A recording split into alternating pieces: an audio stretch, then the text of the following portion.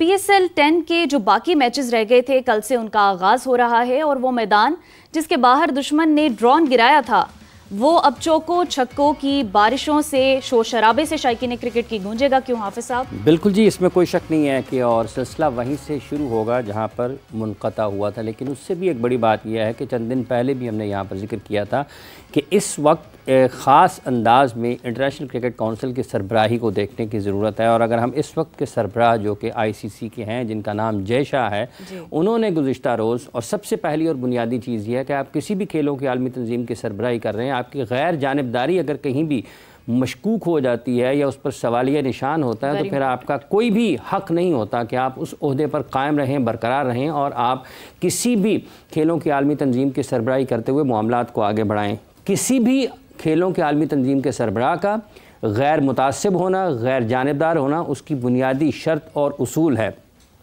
जय शाह ने एक मरतबा से फिर ये साबित किया है कि ना सिर्फ वो मुतासिब हैं, ना सिर्फ कि वो जानिबदार हैं, ना सिर्फ कि वो पाकिस्तान मुखालिफ हैं। और उसका मुजाहरा उन्होंने चंद घंटे गुजरे हैं कि इंस्टाग्राम पर एक स्टोरी की, एक जहाँ पर उन्होंने अपनी अफ़वाज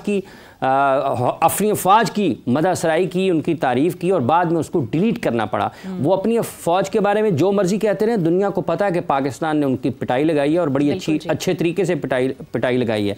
लेकिन ICC के सरबराह की हैसियत से उनका कोई भी अमल इस खेल को दागदार करने में, इसकी स्पिरिट को ख़राब करने में और इस खेल में सियासत को शामिल करने का हर वो पहलू इससे देखा जाएगा। और एक मरतबा से फिर अब ये दुनिया क्रिकेट के तमाम अहम ममालिक, जिसमें ऑस्ट्रेलिया शामिल है, जिसमें साउथ अफ्रीका शामिल है, जिसमें न्यूजीलैंड शामिल है, जिसमें इंग्लैंड शामिल है, पाकिस्तान तो पहले ही उनकी मुखालफत करता है और उनके जो ओछे हथकंडे हैं उनको बेनकाब करता है। बांग्लादेश और तमाम श्रीलंका समेत, वेस्ट इंडीज़ समेत तमाम ममालिक की ये बुनियादी जिम्मेदारी है कि वो सवाल उठाएँ कि क्या जय शाह की मौजूदगी में बैनुल-अक़वामी सतह पर खेल की साख को और खेल के मुस्तकबिल को ख़तरात लाहक तो नहीं है? यकीनी तौर पर लाहक है। इसी हवाले से गुफ्तगू को हम आगे बढ़ाएंगे। फ़ायदा जो आपने जिक्र किया PSL का, इसमें कोई शक नहीं है कि PSL में गैर मुल्की खिलाड़ी भी वापस आ रहे हैं और उसके साथ साथ इंडियन प्रीमियर लीग से खिलाड़ी अपने नामों को वापस भी ले रहे हैं।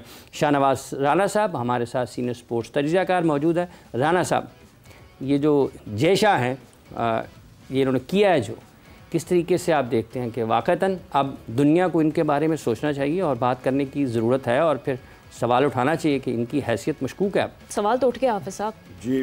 पहले तो आपका शुक्रिया। फिर दूसरी बात ये कि जितनी मुदल्लल तरीक़े से आपने जय शाह के किरदार के ऊपर बात की है, अभी मैं ये समझता हूँ कि ये इंतहाई बेहतर अंदाज़ था कि जो आपने अपनाया और दो लोगों को बताया कि इनका असल चेहरा जो है वो क्या है।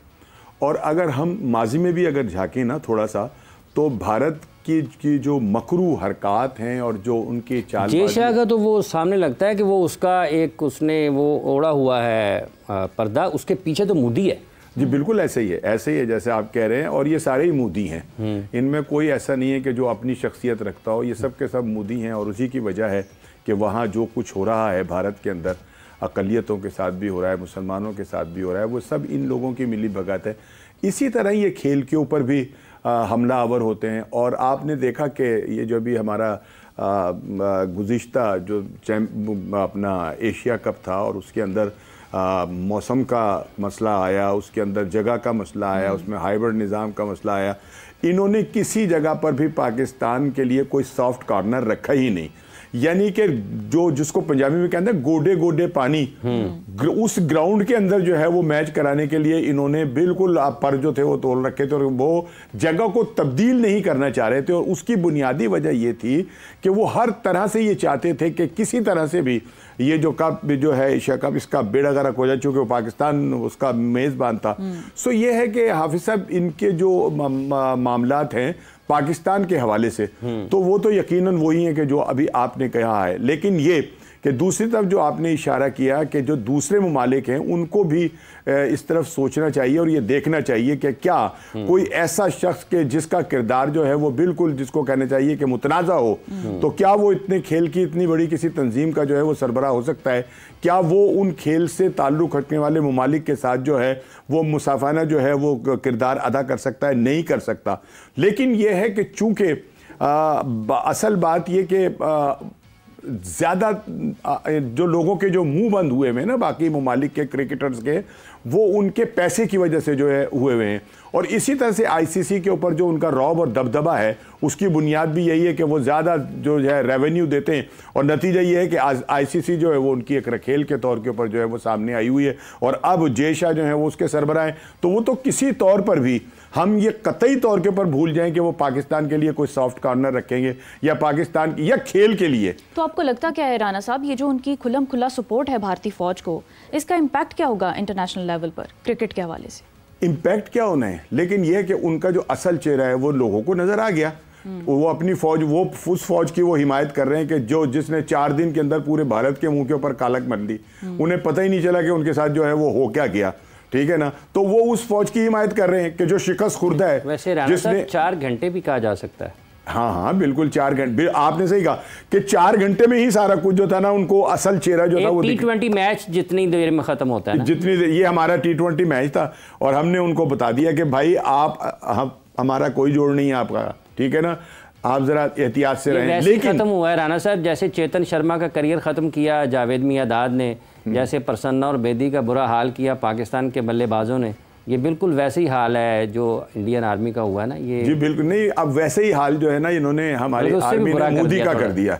मोदी का जो करियर है वो भी खतरे के अंदर पड़ गया। वो ये चाहता था कि 4थी मरतबा शायद वो वजीर आजम बन जाए, हालांकि उनके उसमें नहीं है, आइन में नहीं है कि कोई बंदा जो है वो 4थी मरतबा वजीर आजम बन सकता है। लेकिन वो जो हरकतें कर रहा था, जो कुछ वो लेकर चल रहा था, उसका बुनियादी मकसद ये था कि वो 4थी मरतबा वजीर आजम हो जाए। लेकिन हमारी फौज ने चाहूँगा, जैसे फायजा अभी ये बात हो रही है ना कि पाकिस्तान ने जब एशिया कप की बात हुई हाइब्रिड मॉडल पर हम गए, और जैसे भी राना साहब ने उसका जिक्र किया, तो बुनियादी तौर पर जब रेवेन्यू की बात होती है दुनिया में, ये भी एक ख्याल गलत है कि भारत की तरफ से, या वो समझते हैं कि शायद उनकी तरफ से सब कुछ जाता है। ये ऐसा नहीं है।